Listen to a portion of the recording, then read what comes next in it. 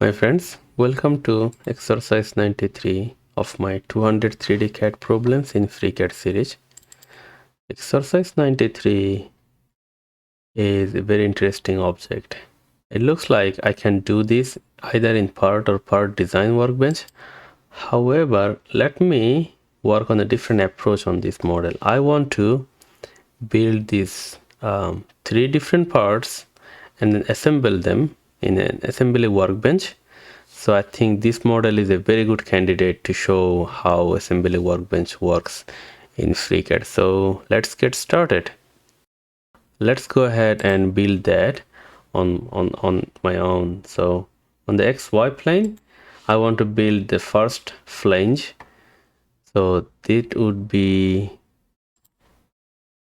a slot modified. So I'm gonna go ahead and delete this equality.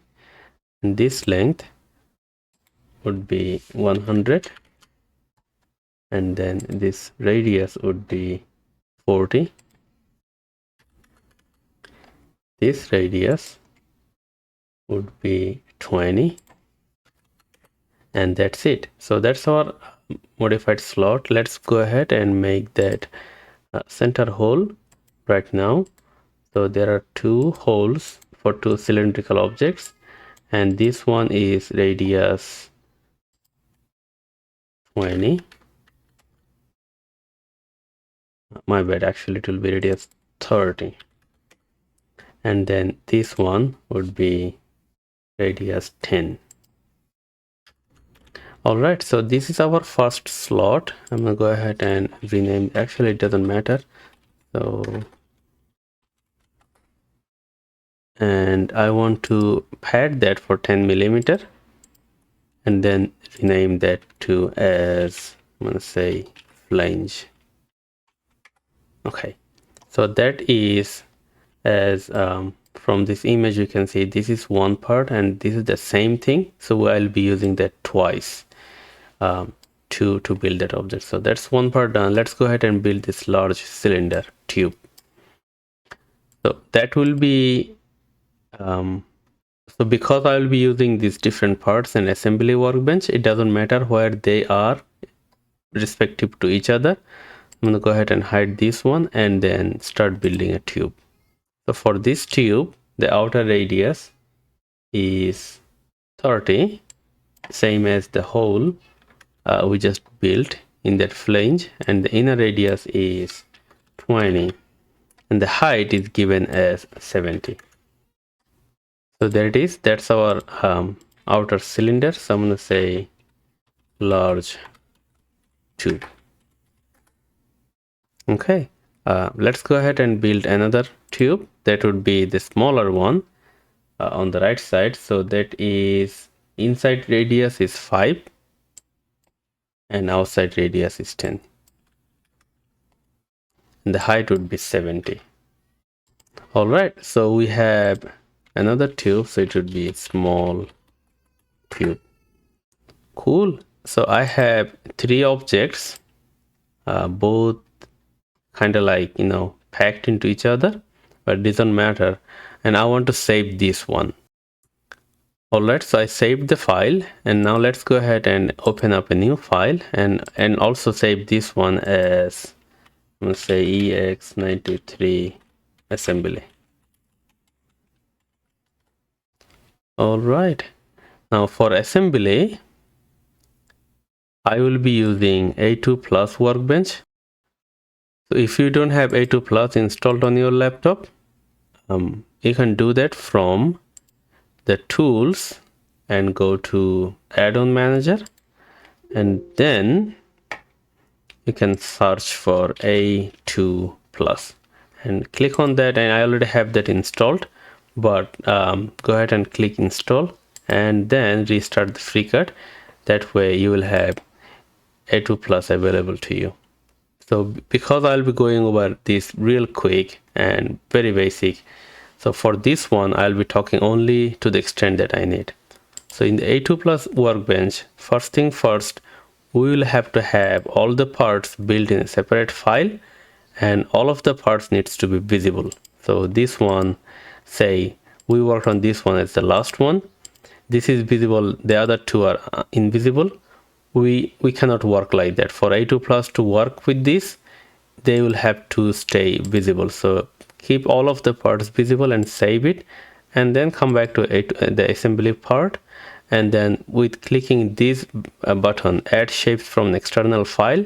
So we can add part, but shapes makes better sense like in the long run. So let's go ahead and then add shape and find that file. So that one was 93 parts. Double clicking on it, and now we have 3 parts available to us that we built. So first one was the flange, and the second one was the large tube. So out of these 3, I can select all of those 3 all together, but I want to do it one by one, and I want to start with large tube because whatever we bring in first is our fixed object. So this is not going anywhere. We want to keep it fixed. Since it has only one part, there is nothing to relate to, so no correlation is needed right now. So we added our first part, and now let's go ahead and add the second part. Again, it's from the parts, and I want to add the flange. So I want to do it one by one. So I'm adding the flange, and now it's kind of like moving, floating around. As soon as I click somewhere, it will be sitting down there. So I want to sit it right there. So now we have this fixed object, and this is the one that's moving around. I want to make a correlation between these two. First thing first, I want to make them coaxial. So this surface, the circular surface, and this surface should have the same axis of rotation. So we select these two. So select one with control pressing on the keyboard. Select another one and come here. Available relations are highlighted. So it has axis parallel, another one is axis coincident. So this is the one that we want to go. It's not only parallel, it's coincident. It's the same axis. So we want to do that. Now it's kind of moved into there, and say I want to say accept. So now the axis is the same, but it should move this way, left and right. We want to fix that position. So let's go ahead and try to pick this edge. So that's the one. So try to pick this edge. So we picked that one, right? So that's my target. Try to pick that edge, and then come here. Try to pick this one. Actually, it makes more sense to pick this outer edge. So we selected that edge and this edge. So these are the two circular edges, and I want to say they are at least related with some distance. And if we look back at the technical drawing, here we can see that these two edges are 5 millimeter away from each other. So from this edge to the other edge, there are like 5 millimeter distance. So I want to say come here and then say, okay, this is the circular edge constraint, and now by default it's matching them together. I want to say they are 5 millimeter away. Okay, so 5 millimeter now is going this way. If we wanted to bring it the other way, we could say flip sign, and that way. So there is that. So we can do offsetting on this workbench as well. All right, so now this is kind of fixed. The axis is fixed, the distance is fixed, so we are done with that. Let's go ahead and bring in the same object, the flange, another time. So we built only one flange, but we are bringing it twice. All right, so again I want to make these two circular coincident, and then I want to take this edge and this edge. I want to make them 5 millimeter away. So 5, that's the other way. Let's go ahead and flip the sign there. So we have 3 parts, and it has 2 correlations built into there. Now finally, let's go ahead and bring in the small tube. So this one will go in here. I want to keep it right here, and then do the same thing. So keep this one selected and this one, and say X is coincident there. Now you can see the axis is coincident, but it's kind of like moving left and right. So I'm gonna go ahead and try to pick this edge. This is kind of tough. So I'm gonna go ahead and try to pick this edge. See if I can do that.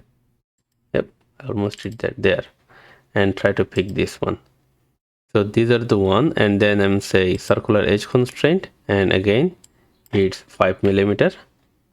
Accept. So it looks great. Now that's what I'm talking about. This is the one that we wanted to build. So this is the object, and obviously I'm missing some fillet, but forgetting about the fillets, we just build the object in A2 Plus Workbench with our 3 basic shapes. Now we can see if it is completed, or like if it is acting the way we want it to. So let's go ahead and then try to so this says move the selected part under constraints, and I want to select that. Actually I want to select this piece first, and then there. So it's moving pretty good now. So looks like it's working. Actually A2 Plus is like in the first step in making animation videos on with moving parts in FreeCAD, but that's a topic for another day. Let's see if either of these are kind of like moving freely. So I want to select that one, and so it's moving with the whole object, and that's good. Okay, let's see with this one. So I think the whole thing is working just the way we want it.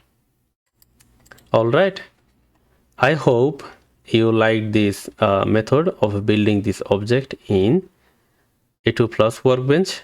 I know there will be more videos on A2 Plus on assembly, and I will be looking for the right object to show more on this A2 Plus Workbench. Anyway, if you have any questions, leave them below in the comment section. Thank you for watching the video. I'll see you in the next one.